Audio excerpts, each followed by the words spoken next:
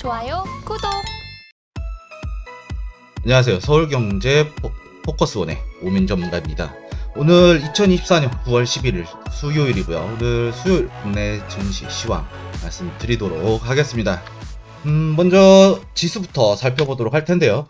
증시 지수 살펴보시게 되면은 코스피 지수 2시 조금 넘은 기준이거든요. 오후 2시 2분인데 코스피 지수 2507.34 기록하고 있는데 지금 전체적으로 봤을 때 하방 추세 강하다라고 이제 말씀드릴 수 있겠고요. 코스닥 시장 같은 경우에 오히려 반등이 좀 나왔습니다.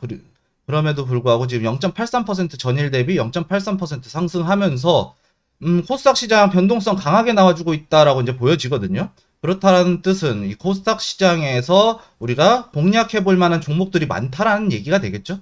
그리고 이제 수급적인 상황 코스피 지수만 살펴보시게 되면은요. 개인이 7,906억 정도를 이제 매수가 들어왔고 외인이 8,376억, 기관이 325억 소량 이제 매도 나오고 외인들의 매도가 전반적으로 크게 나왔다. 지금 외인들 매도세가 엄청나게 강하게 나오고 있는 시장이다라고 이제 간략하게 이제 말씀드릴 수 있거든요. 등락 종목 수도 한번 살펴보시게 되면은 상승이 코스피가 351종목, 그리고 보합이 62종목, 하락이 521종목으로 이제 비슷비슷하게 나와주고 있어요. 엇비슷하게 한 6대4 정도 이제 비율로 나와주고 있다라고 말씀드릴 수 있겠고요. 코스닥 같은 경우에는 5대5 정도가 되겠네요. 5대5 정도. 대략 상한가랑 상승 종목 전체 포함해서 769종목, 그리고 하락이 820종목, 보합이 95종목으로 해가지고 거의 5대5 수준으로 비슷하게 나오고 있다. 그렇다는 뜻은 코스닥 시장 변동성, 어제 같은 경우는 코스닥 상당히 많이 빠졌죠. 그리고 그 전날에는 상승 나왔었고, 그렇기 때문에 코스닥 시장 변동성이 상당하기 때문에 코스닥 시장을 좀 집중적으로 공략해야 되지 않나 라고 이제 보여집니다. 국내 증시 주도 섹터도 한번 살펴보시게 되면요. 2차전지, 오전에 2차전지 나왔고 제약바이오, 로봇이 나왔는데 오후 들어서 섹터가 완전히 바뀌어지는 모습이 나왔습니다. 지금 신재생에너지가 갑자기 오후 들어서 강력하게 나오다가 제약바이오, 그리고 유리기판인데 제가 이제 PPT 마감 지으면서 나왔을 때는 유리기판이 상당히 강력하게 또 나와주고 있다. 이 테마주들이 상당히 순환매가 엄청나게 더 빨라지고 있다라는 부분을 이제 주도 섹터들의 변화로 한번 살펴볼 수 있었습니다. 국내 증시 주요 이슈 살펴보시게 되면은 삼성전자가 52주 신저가가 나왔는데요. 그 원인 한번 살펴보도록 하겠고요. 그리고 오늘 밤에 해리스 부통령과 트럼프 간의 이제 대선 TV 토론이 남아있죠. 이 수혜주에 대한 관련 부분, 그리고 어떻게 움직이게 될 것인지에 대한 부분 한번 살펴보도록 하겠습니다. 먼저 삼성전자 52주 신저가가 나왔는데 그 원인이 한번 뭘까요? 제가 한번 살펴봤는데 외인 매도 물량이 엄청나게 나와주었다. 2조 6,924억 원 정도가 나와줬거든요. 그리고 다들 알고 계시겠지만 엔비디아 실적 발표 때 블랙을 출시가 연기가 됐다라는 얘기는 아무래도 반도체 시장, 특히 국내 엔비디아를 고객사로 두고 있는 국내 기업들이 상당히 많죠. 그런 부분들 때문에 출시 연기에 따른 악재가 좀 포함이 되어 있다라고 이제 말씀드릴 수 있겠고, 그리고 반도체 같은 경우에는 경기에 상당히 민감한 경기 민감주입니다. 그렇기 때문에 글로벌 경기 침체가 지금 우려되고 있는 부분, 그것 때문에 또 전반적인 코스닥 시장 지수가 빠지고 있는 부분, 이 부분도 하나의 악재로 볼 수 있겠죠. 그리고 증권사 3분기 실적, 이러한 부분들 때문에 증권가에서 삼성전자의 3분기 실적 컨센서스 예상치를 하회할 것이다 라고 이제 전망을 내놓으면서 52주 신저가를 이제 기록을 하면서 엄청난 낙폭 과대를 보여주고 있다 라고 이제 저는 이제 이 원인을 이런 부분에서 찾았는데, 반도체는 삼성전자가 이제 어떻게 끌고 가는 반도체는 대표적인 경기 민감주라고 아까 말씀드렸었고, 그리고 글로벌 경기 침체는 반도체 시장에 상당한 타격으로 오게 되겠죠. 왜냐? 경기 민감주니까 경기가 침체됐을 경우에는 반도체 시장 상당히 악화될 수 있다는 얘기예요. 거기에다가 삼성전자가 고객사로 삼고 있는 엔비디아가 이제 블랙엘 출시가 연기가 됐고 호퍼칩을 자꾸 얘기를 하는데 엔비디아에서 호퍼칩을 계속 얘기하거든요.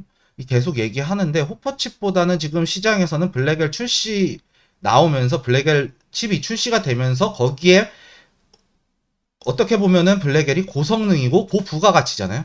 그렇기 때문에 이 고부가가치 상품 출시가 지연된다라는 것은 엔비디아의 실적이 약화될 수 있다라는 부분, 그리고 블랙웰에 들어가는 삼성전자의 어떤 반도체 같은 부분들이 납품이 딜레이 될 수 있다라는 얘기겠죠. 그런 부분들 때문에 삼성전자가 빠지고 있지 않나라고 이렇게 보여집니다. 그리고 엔비디아 그리고 3분기 그리고 영업이익률 예상치가 이제 하향됐음에 따라서 투자 심리 또한 약화되었다는 부분. 그 와중에도 이제 어떻게 보면 또 좋은 소식이 들려오는데 삼성전자 임원진들이 자사주를 매입했다라는 소식이 들려요. 즉 주가 방어를 시작했다라는 얘기거든요.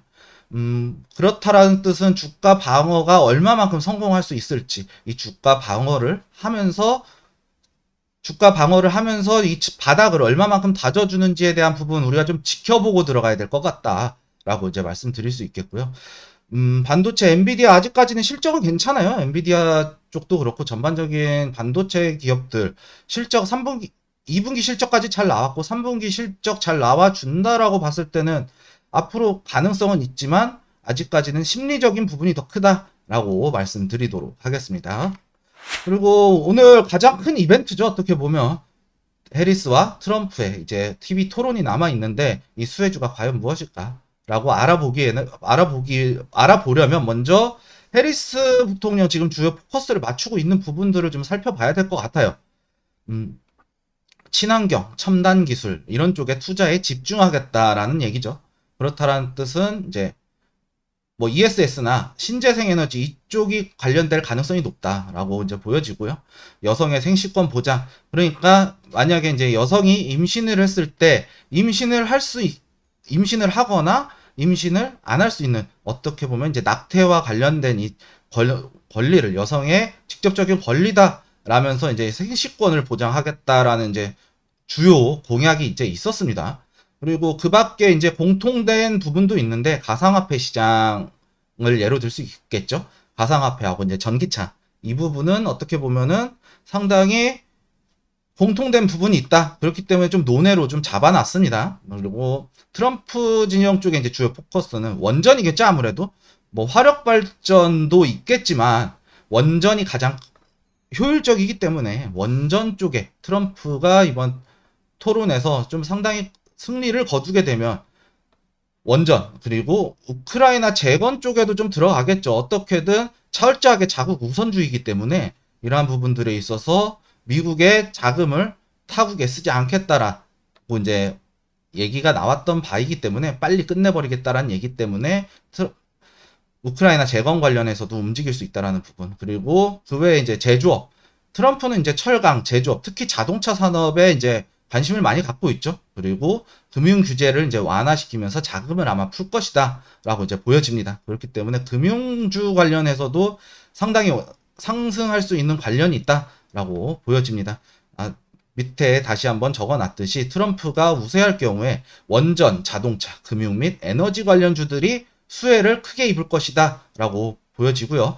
그 밖에 이제 아까 말씀드렸던 우크라이나 재건, 그리고 테슬라 같은 전기차 관련주, 특히 미국에서 생산하는 전기차 관련주도, 전기차도 어떻게 보면 자동차이기 때문에, 다만 이 재생에너지나 뭐 2차 전지 쪽에는 약간 좀 회의적일 수 있어요. 반대로 이제 해리스 부통령이 이제 우세할 경우에는 ESS죠. 2차 전지, 특히 신재생에너지에 반드시 에너지를 저장할 수 있는 이 ESS, 2차 전지의 일종인데 이 부분, 그리고 그 밖에 이제 반도체, AI, 뭐 기타 등등이 있겠죠. 그리고 신재생에너지, 이쪽 관련주들이 수혜를 볼 것이고, 그 밖에 이제 낙태와 관련된 부분, 그리고 방산 쪽에도 수혜를 볼 수 있을 것이다 라고 보여지거든요. 어쨌든 민주당하고 공화당하고 정치적인 스탠스가 반대되고 있거든요. 우리나라로 치면은, 우리나라는 저는 뭐 좌익 우익 없다고 봐요. 그냥 둘 다 우익인데 어느 쪽에 포커스를 맞추냐에 따라서, 특히 외교적인 부분에서 친미 친일이냐 아니면은 친미 친중이냐, 이러한 부분들을 놓고 조금 좀 갈린다라고 이제 보여지고 있고요. 제 개인적인 견해입니다. 근데 뭐 미국 같은 경우에도 공화당, 민주당 놓고 봤을 때 좀 쟁점이 좀 틀려요. 공화당 같은 경우에는 강한 미국은 원하지만 자국의 이익을 철저히 우선시하는, 그리고 민주당 같은 경우에는 과거에 미국이 세계에서 해왔던 세계 경찰 역할을 좀 주도하기를 원한다. 그러면서 세계 경찰 역할을 하면서 전 세계적인 패권을 아직 놓지 않겠다라는 것이죠. 그 차이가 좀 있다라고 보여집니다. 그거에 따라서 트럼프가 됐을 경우에 우크라이나 재건 관련주들이 좀 수혜를 볼 것이다. 단기적으로 저는 이제 트럼프가 될 경우에는 단기적인 관점에서 좀 좋을 것이다라고 좀 보여지긴 합니다. 그렇게 많은 자금을 투입하지는 않을 것이기 때문이죠. 만약에 자국의 이익이 우선시 된다라고 했을 때는 트럼프도 막대한 자금을 우크라이나 재건에 쏟아부을 수는 있겠으나 그럴 가능성은 좀 희박해 보인다라고 보여집니다. 다음 이제 주요 증시 오늘 일정이 있는데 오늘은 PCI가 나옵니다. CPI 나오죠? CPI. PCI가 아니고 CPI네요. 아, 죄송합니다. CPI가 발표가 나오는데 근원 소비자 코어죠. 코어 CPI가 나오는데 이전치 3.2 예측치도 3.2 동결이죠. 어떻게 보면 그대로 물가지수 그대로 더 이상 올라가지 않기를 바라는 이런 예상치가 나왔다라는 것이죠. 그리고 소비자 물가지수 근원 같은 경우는 식품과 에너지를 제외해 놓고 나온 게 근원이고요. 소비자는 이 모든 거를 헤드라인이라고 그러거든요. 헤드라인 CPI 같은 경우에는 2.9 조금 상승할 것이다. 이전보다 조금 둔할 것이다. 0.3 정도. 최근 에너지가 떨어졌기 때문에 에너지 가격이 폭락을 했기 때문에 에너지 관련 떨어진 부분이 예측치가 좀 낮게 나왔다. 하지만 근원 같은 경우에는 동결을 예상하고 있거든요. 그렇기 때문에 아마 코어 CPI 오늘 이거에 따라서 경기 침체 또는 경기 둔화 혹은 스태그에 대한 위험성도 좀 나올 수 있다라고 이제 보여지고 있거든요. 그리고 10년물 국채 입찰, 이 장기채, 미국의 장기채는 인기 종목이에요. 이 10년물은. 그렇기 때문에 이 10년물 어떻게 나오는지 한번 반드시 살펴보고 증시와의 연관성을 살펴봐야 된다라고 말씀드리도록 하겠습니다. 다음은 이제 내일 시황 전략인데요. 오늘 CPI 발표가 나오잖아요. 물가 상승은 안 됩니다. 저는 이제 이렇게 보고 있고요. 오늘 미증시 상승에도 잠잠했던 이 국내 증시 기술적 반등 이후 코스피 지수 기준으로 다시 하락을 하고 있고요. 이슈 하나하나에 울고 웃는 시장 장세가 연출이 되고 있고 테마주의 변화 속도, 섹터 또는 테마의 변화가 가속화가 엄청나게 빠르게 돌아가고 있어요. 회전이 엄청나게 빠르게 돌아가고 있기 때문에 오늘 시장도 철저하게 단타로만 접근을 해야 되는 시장이었다라고 말씀을 드릴 수 있겠고요. 내일 같은 경우에는 이제 오늘 나오는 CPI 발표가 또 있겠죠. 또 그리고 해리스와 트럼프 간의 이제 TV 토론이 있기 때문에 이 부분이 상당한 변수가 될 것 같다라고 말씀을 드릴 수 있겠고요. 경기 침체 우려 아직 죽지 않았습니다. 그리고 오늘 만약에 코어 CPI 상승한다면 스태그플레이션이 나올 수 있어요. 이와 같은 이유가 뭐냐면 미국 통화 정책, 그러니까 시중에 자금을 뿌리는 이러한 통화량에 관련된 정책은 긴축을 하고 있죠. 금리 인하. 그리고 지금 이제는 금리 인하를 하면서 이전까지는 금리 인상이었지만 이번에는 금리 인하를 하면서 좀 풀 예정이긴 한데 재정 정책은 이미 확장이 되고 있어요. 계속해서 미국의 재정 적자가 엄청나게 상승하고 있다. 그리고 최근 월간으로 봤을 때 코어 CPI가 반등이 나왔어요. 이 반등이 나온 거 오늘 반등 나왔을 때는 상당히 좀 위험해질 수 있는 위치거든요. 그렇기 때문에 오늘 CPI 발표 상당히 조심해서 봐야 된다라고 이제 말씀드릴 수 있겠습니다. 경기 침체 또는 둔화의 우려가 있는 상황에서 물가 상승이 나온다라는 것은 스태그라고 해놨는데 스태그플레이션에 줄여서 스태그라고 하거든요.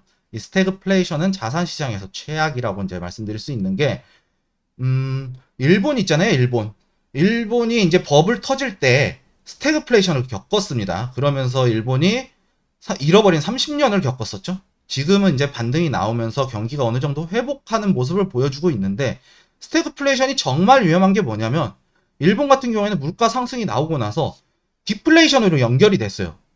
경기도 침체가 되는데 물가도 같이 떨어지는 이런 상당히 좋지 못한, 그러니까 스태그 이후에 디플레이션이 나오면서 엄청난 경기 침체를 겪었던 게 바로 일본입니다.